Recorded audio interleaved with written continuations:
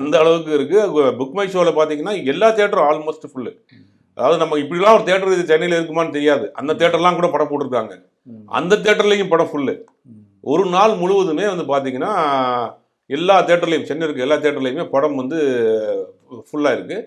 இந்த படத்துக்கு இப்படி ஒரு ஓப்பனிங்கிறது பெரிய ஆச்சரியம். அந்த நிறுவனமே நினச்சி பார்த்துருக்காது.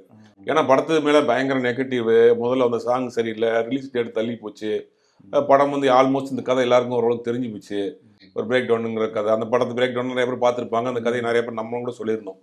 அப்படிங்கும் போது அந்த படத்துக்கு உண்டான எதிர்பார்ப்புகள் இல்லாமல் இருந்துச்சு. அப்படி எதிர்பார்ப்பு இல்லாமல் வர்ற படத்துக்கு இவ்வளோ ஓப்பனிங் இருக்குங்கிறது பெரிய ஆச்சரியமாக இருக்கும். டேரக்டர் கூட சொல்லியிருந்தார், இந்த படம் வந்து சராசரியான அஜித் படம் கிடையாது.